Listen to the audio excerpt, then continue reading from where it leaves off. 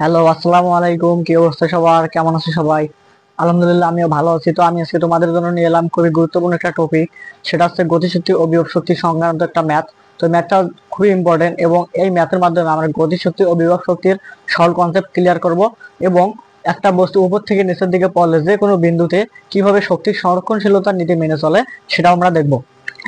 তো ওরা বলছে যে এই হচ্ছে একটি হাইট, বুঝছো, উচ্চতা। তো এখানে একটা বস্তু স্থির অবস্থায় আছে, মিনস আদিবেগ জিরো, স্থির অবস্থায় আছে। তো ওই বস্তুটা মুক্তভাবে পড়তেছে, নিচের দিকে মুক্তভাবে পড়তেছে। হুম এখানে একটা বিন্দু দেওয়া আছে এ, এখানে একটা বিন্দু দেওয়া আছে বি, এখানে একটা বিন্দু সি, বুঝছো? তো এ বি সি এই তিনটা বিন্দু। তো এই সম্পূর্ণ হাইটটার পরিমাণটা হচ্ছে 60 মিটার, 60 মিটার, বুঝছো? 60 মিটার। আর ওরা বলে দিচ্ছে একটা কন্ডিশন, সেটা হচ্ছে A B is equal to 1/4 AC, মানে এসি এর 1/4 এবি, বুঝছো?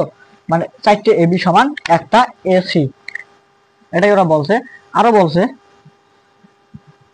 যে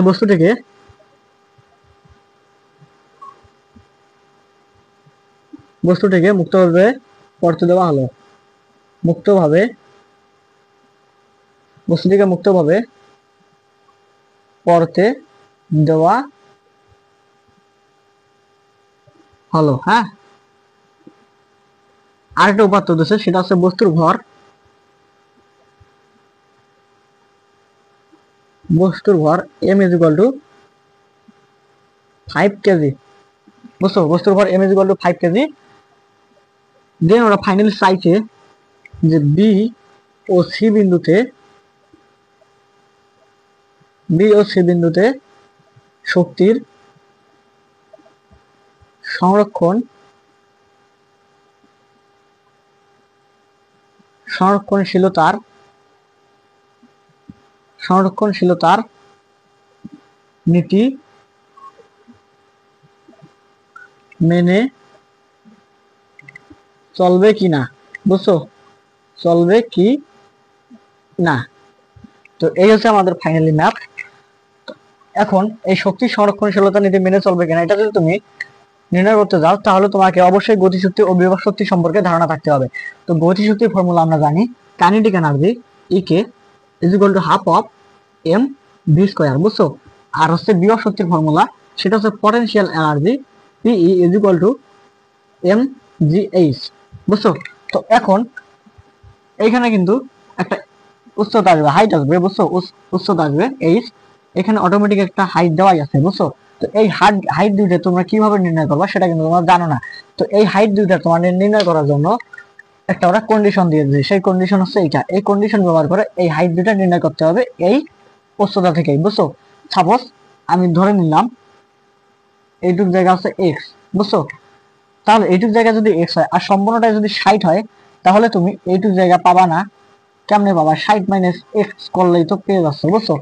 তাহলে সম্পূর্ণটা যদি 60, এইটুক জায়গা যদি এক্স, তাহলে এক্সটা তোমার কাছে তো এইটুকুই অবশিষ্ট থাকতেছে, আর ওইটুকু অবশিষ্ট মানে 60 মাইনাস এক্স, বুঝছো?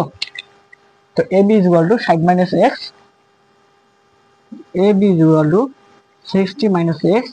আর হচ্ছে BC, BC is equal to কত ভাই? এক্স, বুঝছো? তো এখন এই এক্সটা এক্সাক্ট কত সেটা আমরা জানি না, তো এক্সটা নির্ণয় করবো এই কন্ডিশন দ্বারা। তো আমরা আসো এই কন্ডিশন থেকে এক্সটা নির্ণয় করে ফেলি, কারণ আমাদের এখানে হাইটটা লাগবে। হাইটটা নিতে গেলে এখানে এক্সটা লাগবে, বুঝছো? তো আসো, ওরা লেখছে যে A B is equal to 1/4 A C, বুঝছো? তাহলে এখানে এ বি এর পরিমাণ ভাই কত? এবি হচ্ছে 60 minus x, 60 minus x is equal to 1/4। আর এসির মান কত ভাই? এসি সম্পূর্ণ হাইট মিনস 60, বুঝছো? তো 60 minus x is equal two, এখানে সাইড দিয়ে যদি 60 কে কাটো, এখানে থাকতেছে 15 মানে 15, বুঝছো? এখানে থাকতেছে 15। তো এখানে আলটিমেটলি থাকতেছে x is equal to 60 minus 15, বুঝছো? Implies that x is equal two থাকতেছে 45 মিটার। তো এক্স ইজ ইকুয়াল টু কত ভাই? এক্স ইজ ইকুয়াল টু হইতেছে 45 মিটার। এই এক্স মিনস কত ভাই? বিসি।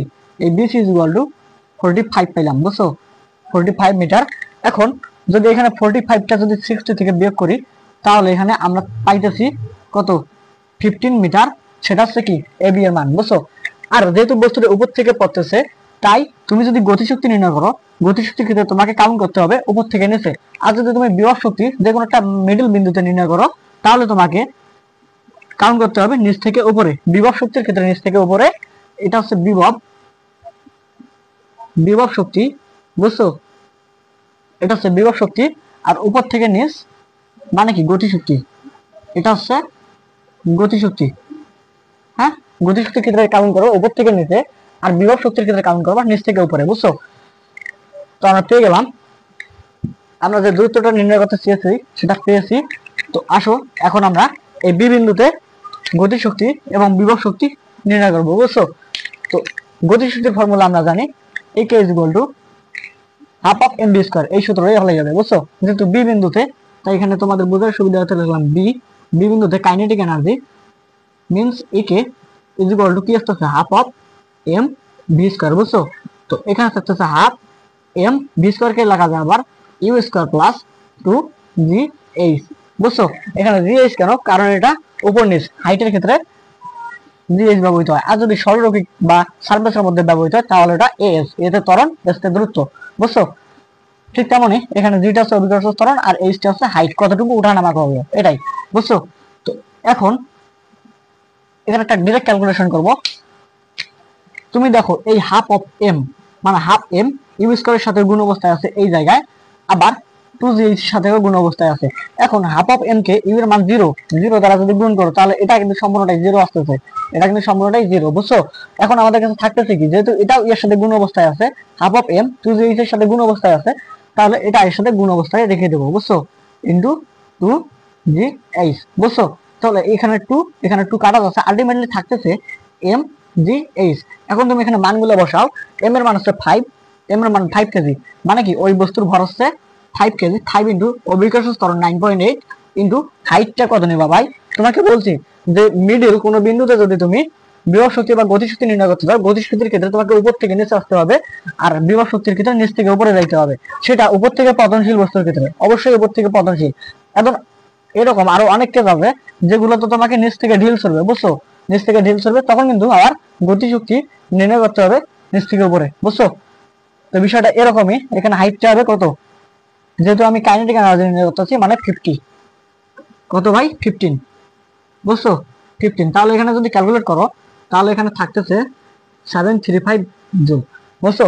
এখানে কাইনেটিক এনার্জি বি বিন্দুতে কত আসলো, 735 জুল। এখন ওই বি বিন্দুতে আমরা কে নির্ণয় করবো ভাই? পটেনশিয়াল এনার্জি মানে বিভব শক্তি, বুঝছো? বি বিন্দুতে নির্ণয় করবো পটেনশিয়াল এনার্জি, বিভব শক্তি। আসো দেখি বি বিন্দুতে পটেনশিয়াল এনার্জি কত হয়। তাহলে বি বিন্দুতে ইপি মিন্স পটেনশিয়াল এনার্জি কি আসতেছে, বি বিন্দুতে পটেনশিয়াল এনার্জি ফর্মুলাটা হচ্ছে mgh, বুঝছো? mgh। তো এখানে m এর মান হচ্ছে 5 ইনটু g এর মান 9.8 মিটার পার সেকেন্ড স্কয়ার অভিকর্ষ ত্বরণ, আর h বাই তোমাকে বলছি মিডল কোন বিন্দুতে গেইতে নিচ থেকে উপরে যাইতে হবে। মিডল কোন বিন্দুতে যদি তুমি উপর থেকে নিচে পতনশীল বস্তুর ক্ষেত্রে বিভব শক্তি নির্ণয় করতে যাও, তোমাকে হাইটটা নিতে হবে নিচ থেকে উপরে, বুঝছো? সেটা হচ্ছে 45। তো এটা যদি তুমি ক্যালকুলেট করো তাহলে আসবে হচ্ছে 2205 জুল, বুঝছো? 2205 জুল। তাহলে তুমি আলটিমেটলি ভাই কি পাইতেছো, বি বিন্দুতে তুমি গতিশক্তিও পাইলা, বিভব শক্তিও পাইলা। এখন বি বিন্দুতে তুমি টোটাল এনার্জি যদি নির্ণয় করতে যাও, বি টি ই মানে বি বিন্দুতে টোটাল এনার্জি সেটা হচ্ছে B of kinetic energy plus B of potential energy, বুঝছো ভাই বিষয়টা? তো কাইনেটিক এনার্জি এটা কত ছিল ভাই, 7.35 প্লাস এই জায়গায় আসতেছে 2205, বুঝছো? তো টোটালি এখানে আসতেছে 2940। তো বিটিই মানে বি বিন্দুতে টোটাল এনার্জি আসতেছে 2940 জুল, বুঝছো? বি বিন্দুতে টোটাল এনার্জি কত আসতেছে ভাই, 2940 জুল। এটা তুমি পেয়ে গেলা। তো বিটিই 2940 জুল, বুঝছো? 2940 জুল বি বিন্দুতে পাইলা। এটা হচ্ছে কি বি বিন্দুতে টোটাল এনার্জি। এখন আসো তোমাদেরকে একটা গুরুত্বপূর্ণ কনসেপ্ট শিখাই দেই, সেটা হচ্ছে এইচ ম্যাক্স। এইচ ম্যাক্স আর হচ্ছে এইচ মিন, বুঝছো? এইচ মিন। এখানে বিষয়টা হচ্ছে এই জিনিসটা তোমাদেরকে মাথায় রাখতেই হবে ভাই, বুঝছো?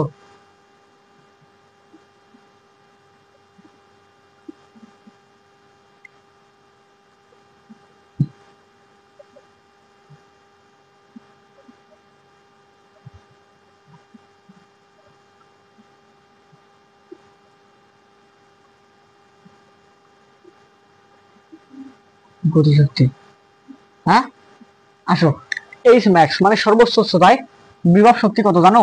সর্বোচ্চ উচ্চতায় বিভব শক্তি কিন্তু ম্যাক্স। কেন একটু পরে বোঝাই দেবো। সর্বোচ্চ উচ্চতায় গতিশক্তি কিন্তু জিরো। কেন বোঝাই দিতেছি, দাঁড়াও। এইচ মিন মানে মিনিমাম মানে সর্বনিম্ন উচ্চতায় কি গতিশক্তি কিন্তু ম্যাক্স মানে সর্বোচ্চ ম্যাক্সিমাম, আর বিভব শক্তি কিন্তু জিরো, বুঝছো? কেন? কারণ এখানে সর্বনিম্ন উচ্চতার ক্ষেত্রে হাইট কিন্তু থাকে না। হাইট না থাকলে তুমি যদি এখানে জিরো বসাও তাহলে কিন্তু পটেনশিয়াল এনার্জি মিনস বিভব শক্তি জিরো হবে, যখন হাইট থাকবে না মানে মিনিমাম উচ্চতায়। আবার যখন মিনিমাম উচ্চতায় থাকে একটা বস্তু তখন কিন্তু ওর গতিশক্তি ম্যাক্স থাকে, কারণ মিনিমাম উচ্চতায় ওর বেগ সর্বোচ্চ থাকে, বুঝছো? সর্বোচ্চ যদি এখানে বেগ বসাও তারপর বর্গ করো মিনস এটাকে যদি গুণ করো আলটিমেটলি কিন্তু এটা অনেক মান আসতেছে, বুঝছো? মিনস ওটা ম্যাক্স থাকবে। আর গতিশক্তি সর্বোচ্চ উচ্চতায় কত হবে? জিরো হবে, কারণ এখানে সর্বোচ্চ উচ্চতায় বস্তুটা ইউ আদিবেগ জিরো অবস্থায় আছে, বুঝছো? ইউ আদিবেগ জিরো মানে ওর কোনো বেগ নাই। যদি বেগ না থাকে এখানে জিরো বসাও তাহলে তোমার ফাইনালে কি কাইনেটিক এনার্জি জিরো আসতেছে। এই কারণে সর্বোচ্চ উচ্চতায় মানে এইচ ম্যাক্সে গতিশক্তি জিরো, আর এইচ ম্যাক্সে বিভব শক্তি কি ম্যাক্স, কারণ এখানে উচ্চতার সর্বোচ্চ, এর থেকে বেশি উচ্চতা হচ্ছে না। মানে যতটুকু উচ্চতা ততটুকুই হচ্ছে সর্বোচ্চ উচ্চতার ক্ষেত্রে এখানে অ্যাপ্লাই হবে, মিনস বিভব শক্তি ম্যাক্স। বুঝছো বিষয়টা? তো এই কনসেপ্টটা মাথায় রেখো, তোমাদের এমসিকিউতে অনেক জায়গায় দিবে, বুঝছো? তো এখন আসো আমরা সি বিন্দুতে টোটাল এনার্জি নির্ণয় করবো। তো সি বিন্দুতে C of kinetic energy is equal to কি half of M V square, বুঝছো? তো এখানে হাফটা থাকতেছে, এমটা থাকতেছে, ভি স্কয়ারকে কি লেখা যায় ভাই? U square plus two GH, তাই তো? Two GH. তো এখানে এইখানে আবার এই হাফ অফ এম পূর্বে দেখাইছিলাম তোমাকে যে এই হাফ অফ এমটা এই জায়গায় দুইটার সাথে গুণ অবস্থায় আছে। তো এটা যেহেতু জিরো, উপর থেকে নিচে, উপর থেকে একদম এখন সি বিন্দুতে আসতেছো তুমি, উপর থেকে নিচে একদম সি বিন্দুতে, উপর থেকে নিচে একদম সি বিন্দুতে, বুঝছো? তো ওটা জিরো থেকে যাত্রা শুরু করছে, তার মানে কি আর আদিবেগ জিরো না ভাই? তো আদিবেগ জিরো দিয়ে যদি এটাকে তুমি গুণ করো তাহলে এটা ফাইনালি জিরো আসতেছে, জিরো প্লাস এই হাফ অফ এমটা আবার টু জিএইচ এর সাথে গুণ অবস্থায় আছে, তাই এখানে গুণ হবে half of M into two GH, বুঝছো? তাহলে এখানে টু টু কিন্তু কাটা, আলটিমেটলি থাকতেছে এম জি এইচ, বুঝছো? এখানে এম এর মানটা কত ভাই? 5 ইন্টু জি এর মান 9.8 ইন্টু, এখন এখানে হাইটটা কত নিবা তুমি? হাইটটা কত নিবা? হাইটটা কিন্তু 60 নিতে হবে, কারণ ও শুরু থেকে শেষ পর্যন্ত কিন্তু 60 মিটারই অতিক্রম করছে, বুঝছো? এই কারণে এখানে হাইটটা হবে 60 মিটার। তো এটা যদি ক্যালকুলেট করো এটা আসতেছে 2940 জুল। ক্যালকুলেট করে দেখো এটা 2940 জুল আসবে, বুঝছো? তো এটা হচ্ছে সি বিন্দুতে কাইনেটিক এনার্জি মিনস গতিশক্তি। হ্যাঁ, এখন সি বিন্দুতে আমরা দেখবো পটেনশিয়াল এনার্জি মানে কি বিভব শক্তি। তো সি বিন্দুতে বিভব শক্তি কি থাকবে তোমাকে একটু আগেই দেখাইছি। সি বিন্দুতে যেহেতু কোনো হাইট থাকবে না মানে উচ্চতা থাকবে না, তাই এখানে বিভব শক্তি কত? জিরো হবে। কেন? দেখো C of P, C of P formula হচ্ছে এম জি এস। তো এখানে এমটা বসাইলা 5, ভালো কথা। জি বসাইলা 9.8, ভালো কথা। এখন তুমি হাইটটা কত বসাবা ভাই? হাইটটা তুমি এখানে আসছো, আরো কি কোনো হাইট আছে ভাই? তোমার বস্তুটা এখন এখানে আছে, ওই বস্তু এখন সি বিন্দুতে এসে পড়ে গেছে, পড়তে পড়তে, বুঝছো? এই যে মুক্তভাবে পতনশীল, ওরা বলে দিচ্ছে মুক্তভাবে পড়তে দেওয়া হলো মানে মুক্তভাবে পতনশীল, পরে সি বিন্দুতে আসলে এখানে কোনো হাইট নেই, এই ইজ ইকুয়াল টু জিরো। তুমি এখানে যদি চলে জিরো বসাও তাহলে কিন্তু আলটিমেটলি জিরোর সাথে যাই গুণ করো না কেন ওটা জিরো আসবে, তাহলে এখানে আসতেছে জিরো জুল। তাহলে সি বিন্দুতে যদি তুমি সি টি ই মানে সি বিন্দুতে টোটাল এনার্জি নির্ণয় করো তাহলে এখানে সি অফ কে ই মানে কাইনেটিক এনার্জি প্লাস এখানে সি অফ পটেনশিয়াল এনার্জি, বুঝছো? তো এখানে দেখো কি থাকতেছে, সি অফ কাইনেটিক এনার্জি এখানে থাকতেছে 2940 প্লাস এখানে পটেনশিয়াল এনার্জি জিরো, বুঝছো? তো আলটিমেটলি থাকতেছে 2940 জুল। তো আমরা যখন এই যে টি বি টি মানে বি বিন্দুতে টোটাল এনার্জি নির্ণয় করছি এটা হচ্ছে 2940 জুল, এখন সিটি মানে সি বিন্দুতে যখন টোটাল এনার্জি নির্ণয় করলাম, এটা 2940 জুল, মিন্স এই দুইটা কিন্তু সমান হয়েছে, মানে বি বিন্দুতে আর সি বিন্দুতে মোট গতিশক্তি ও বিভব শক্তির ফলাফল সমান, বুঝছো? তাই এই ম্যাথটা সংরক্ষণশীলতার সূত্র মেনে চলে।